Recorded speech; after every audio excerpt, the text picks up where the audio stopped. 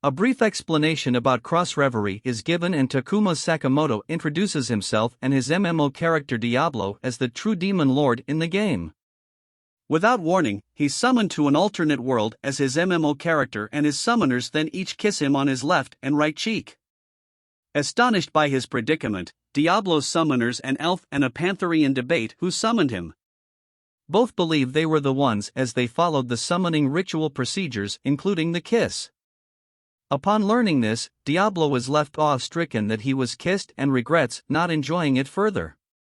As the two summoners continue to debate whether who summoned Diablo and unintentionally reveal to the curious Diablo that he's at the top of a large stone tower known as the Starfall Tower. Approaching the bickering ladies, Diablo realizes that for the longest time he's never really talked with anyone all of his life, which leaves him in quite a predicament. Therefore, Diablo decides to act in his MMO character persona and then addresses the two in a haughty manner, ordering the two to shake hands with a smile.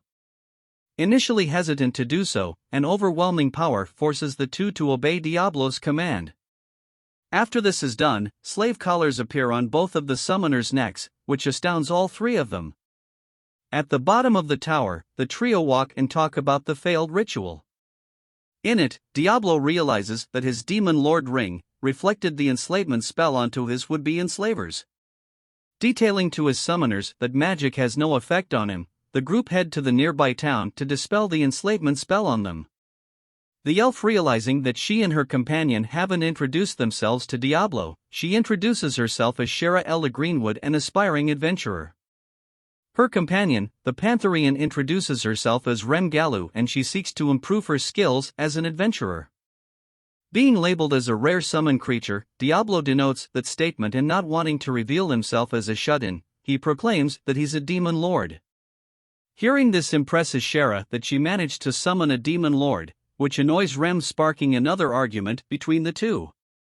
This is stopped by Diablo, who snaps at the two, and they then continue forth to the city.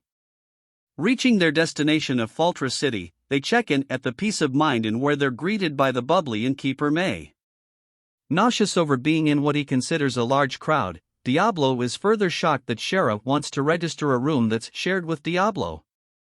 The reason behind this is due to the lack of funding they have, and Rem chimes in, insisting that Diablo stay in her room as she was the one who summoned him. An argument sparks between the two, and they're stopped by May, who threatens to throw them out.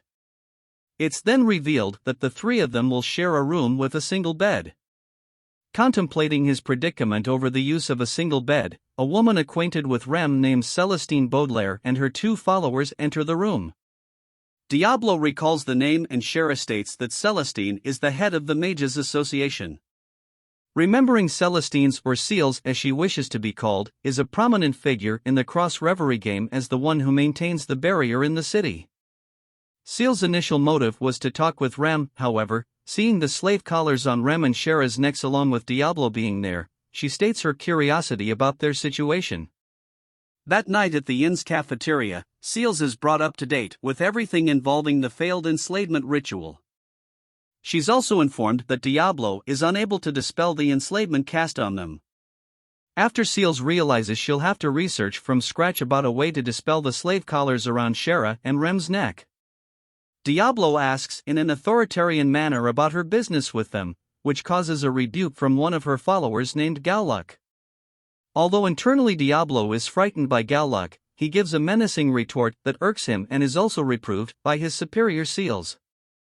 The subject then changes to a brief conversation between Seals and Rem, who declines having more bodyguards be assigned to her despite Seals' well-meant intentions. With that settled with, Seals party leave for the night, and Diablo asks Rem about her relationship with Seals. Rem refuses to speak about it, and Diablo has an epiphany that Rem's secret is related to an important main story event that's best to learn about it beforehand to avoid a preventable disaster in the future. Grabbing Rem and placing her on his shoulder, Diablo takes her back to their room to torture her. Back in their room, Diablo tortures Rem in a light and innocent manner until she finally confesses her secret to him. Rem reveals that she has the Demon Lord Krebskulm sealed within her body, and Diablo recalls the Demon Lord as the strongest boss in the game. Stating that she wishes to release and extinguish Krebskulm's soul from her body, Diablo then details doing that would kill Rem in the process. Furthermore, he deduces that Rem's relationship with Seals is because of this goal of hers and that Seals is the only one privy to Rem's predicament. The sealing of the Demon Lord is also hereditary, as Rem's mother had Krebskulm sealed in her body before she died. Fully aware of Rem's predicament, Diablo vows to help Rem, which gets her emotional as Diablo won't leave her because of her condition. Afterward, Diablo goes on an excursion around the town while reflecting on how he's done everything all by his lonesome due to his nature. Eventually, he's approached by Galluck and his colleagues from the Mages Association. This leads into an altercation between Diablo and Galluck, who summons a level 30 salamander. While Galluck boasts and threatens Diablo about his summon, Diablo notes that while impressive, its level is way too weak. The salamander then belches a blaze of fire at Diablo, who walks out of it unscathed. Panic-stricken, Galluck orders his summon to incinerate Diablo, and the salamander fires a massive flamethrower-like attack from its mouth. However, the attack still has no effect on the level 150 Diablo. Equipping his wand, Diablo then casts Explosion that eviscerates the salamander. Approaching the confuddled Galluck, who demands to know who Diablo is, Diablo answers that he's a Diablo, a demon lord from another world. Awakening in the peace of mind in, Diablo realizes that his experiences from the previous day weren't a dream. Diablo then puts himself into an awkward situation in bed with the two ladies. Later that day, while walking in the streets, Diablo notes the various races that appear in the world. It's detailed by Diablo that where they're walking there are no humans around, to which Rem answers the district they're walking in is for demi-humans only. Internally, Diablo notes the race disparity between humans and demi-humans and then asks if levels are the main concept of strength in the world. Shera confirms it, but has yet to learn her level, and Rem claims that she's a level 40 summoner. The place where they're heading to currently, the Adventurers Guild, should be able to discern Shera's level once she registers there. At the Adventurers Guild, a fight between two beastmen occurs, and the overall atmosphere of the place has Diablo nervous. Wasting no time, the trio head to the second floor to register themselves as adventurers. Unable to read, Diablo has Shera register him, but states it as he loathes tedious and trivial work, and Shera enjoys the fact as it reinforces that she's his true master. Things, however, get more complicated when a blood seal is needed as the final process. Although he's anxious to do this, Diablo puts on a brave face and what he considers gives himself a tiny cut on his thumb. On the other hand, his tiny cut turns out to be deeper than he anticipated. Next, the group stand before a mirror that appraises their levels. Shera is level 30, much to her dismay. Then Diablo goes next, and a scene where the mirror spasses out occurs. This attracts the attention of the guild master Sylvie, who asks the trio to come into her officer. Inside the office, Sylvie states that due to Diablo's high level there aren't any job requests he can take. However, Diablo is willing to work regardless as he only cares for the rewards. Hence, Sylvie assigns the group to subjugate a Madara snake in the man-eating woods. En route to the woods, the group discuss about the job they've been assigned and how its requester was thought to be Seals from the Mages Association. The subject that changes to Diablo suggesting they should have used a teleport spell or item to reach their destination. However, no such things exist. Finally reaching the man-eating woods, Diablo notes how macabre the woods look in contrast to the game. Just then, Shera details that they're surrounded, therefore, Diablo casts Burst Rain, setting part of the woods ablaze and pulling the ambushers out of hiding. Said ambushers were elves, one of whom Shera knew as Celsior, who claims he's there to rescue her. Celsior aims his bow and arrow at Diablo while demanding he release Shera, the princess of the Kingdom of Greenwood. Demanding answers as to why the elves would post a request at the Adventurers Guild under the Mages Association, Celsior refuses to answer Diablo's question. This leads Diablo to figure that there's only one person who could have orchestrated this. Frustrated by this turn of events, Shera speaks her mind, saying she doesn't want to marry her brother and bear his child. A back-and-forth debate between Shera and Celsior occurs, leading to Diablo retaliate against the elves, who fire off a barrage of arrows at him, but are ineffective. Celsior then uses what is called a tempest arrow and fires it off at Diablo, however, that too is ineffective against him. Unamused by the elves' antics, Diablo casts Freesia, which freezes the periphery into ice.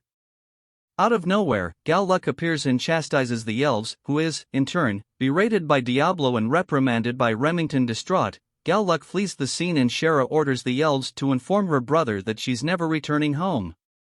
With their work all settled at that place, they return to the inn.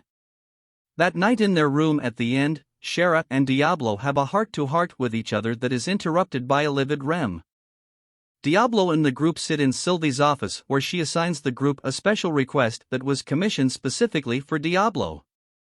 The person who submitted the request was Seals and is believed to be in relation to one of her subordinates' recent misbehavior toward the group. Rem states that she doesn't want to accept it due to her being indebted to Seals, but Diablo still insists he go with or without Remington. Once that is settled with, Shera reads the details involved with the quest, and it's a simple delivery quest, where they have to deliver refreshments to the Bridge of Ulig. Right before Diablo and the others were about to leave the Adventurers Guild, a man known as Emile stops them and confronts Diablo. Haughtily, Emile introduces himself as not only a superhuman level 50 warrior and challenges Diablo to a duel. Although Diablo is impressed by Emile's personality, he acts in his game persona and taunts Emile. He, in turn, declares his love for all women, will save the enslaved Rem and Shera from Diablo. Wasting no time, Emile uses the sword ability, Sword Smite, against Diablo, but he parries the blow with his wand. For his next move, Emile tries to use another sword skill called Alp's Fall, but is knocked out by Diablo before he could. Contemplating on the disparity of the skill levels of the people in the world from the original game, Diablo concludes that Emile is just an idiot. Up again, Emile tries to attack Diablo only to be stopped by Rem and Shera, who explain their situation to Emile. Now privy to the whole situation, Emile laughs off the situation and apologizes for his behavior from before. He reintroduces himself and claims if they ever need help to not hesitate to contact him, and then walks off in a gleeful manner. Afterward, Diablo and Shera, with the quest items, head to the Bridge of Ulrich, and on their way there, Shera suggests they take a dip in a nearby river. Flustered by the suggestion, Diablo rejects that notion and they continue forth. Reaching the Bridge of Ulig, they're stopped by a group of soldiers who mistake Diablo as a fallen. However, one of the soldiers named Boris recognizes him as the horned demon everyone was talking about in the town. The two then learn from Boris that a fallen with a large army of demons is heading that way. Noting that this sort of event never occurred in the games, Diablo wonders what could have triggered it. Furthermore, Diablo notes that due to the soldiers stationed at the bridge have such low levels, the demons would break through the bridge. On the other hand, the demonic invaders wouldn't be able to damage Fortress City due to the barrier erected there. Shera states that the invasion could be related to the demons wanting to resurrect Krebskulm. Diablo figures they must be aware of Rem's seal. The soldier Boris then gives Diablo a notice of gratitude for their delivery, and after hearing Boris's anxiety, Diablo volunteers to stay and fend off the invasion. At the inn, Seals informs Rem that she discharged Galluck for his recent actions. The subject then changes to Diablo's background and how Seals is suspicious of him being a fallen rather than a demon lord from another world. Rem refutes that notion, defending Diablo not being a fallen. Just then a hysterical Galluck arrives at the scene with his hands all bloody, demanding to hear from Seals that he wasn't fired from the Mages Association. Right as Galluck was about to stab himself with a black demonic dagger, Rem tries to stop him by summoning a shadow snake. This fails as Galluck still manages to stab himself and then transforms into the fallen Gregor. Meanwhile, Diablo continues fighting against the demon invaders, until the commander of the demons named Edelgard confronts him and the two then fight. Refugees head into Fortress City believing they'll be safe from the incoming demon invaders, because of Seal's barrier that she erected over the city. Unbeknownst to them, she was in a pickle because of her former subordinate Galluck turned into a fallen by the name of Gregor. Rem and Seals escape from the Peace of Mind Inn, and once they reach a dead end, Gregor confronts the two and Rem summons Asilo. However, the summon is easily beaten with a single punch. From the sky, Emile lands nearby Rem and Seals, while a large group of adventurers arrive at the scene to help them. Emile then fights against Gregor, but despite being overpowered by his opponent, he stubbornly fights on, following his creed as a defender of all women. Meanwhile, at the Bridge of Ulig, Diablo's fight against Edelgard continues. Stating the futility of Edelgard's attacks against him, Edelgard prepares to use sacrifice charge against Diablo, but it is ineffective against him. Astonished that her special attack had no effect on him, Edelgard is taunted by Diablo, who notes that her attack was the first time he was ever damaged since entering that world. Just then Boris notifies Diablo that Fortress City has been invaded by a fallen and attacking Seals and Remington. Realizing the dire situation, Diablo then begins to cast a grand magic spell and warns Edelgard to withdraw or he'll cast it. On the other hand, Edelgard refuses to back down. Therefore, Diablo casts White Nova, which eviscerates the surrounding area, including Demon Army. Although heavily wounded, Edelgard manages to survive the spell, and wasting no time, Diablo uses the magic spell called Return, and he along with Shera teleport back to the town. By that time, Gregor has already defeated the adventurers that surrounded him, and a heavy wounded Emile refuses to concede defeat. Just then, Diablo arrives and casts a wind spell on Gregor, sending him backward. Before starting his battle against Gregor, Diablo thanks Emile for his efforts and reassures him that he'll take it from there. He then gives Seals a healing power to treat Emile's wounds and then confronts Gregor. Starting the fight off, Gregor casts Dark Bullet, but the spell is instantly reflected back at Gregor by Diablo's ring. Diablo then uses his own Dark Bullet spell that breaks off most of Gregor's protective skin. In retaliation, Gregor uses Dark Press. However, that move is reflected back onto Gregor, and Diablo then casts multiple Dark Press of his own. The gravitational force to the attack pins Gregor to the ground, who then begs for mercy, but Diablo shows none. He then finishes Gregor off with the magic spell Naraku.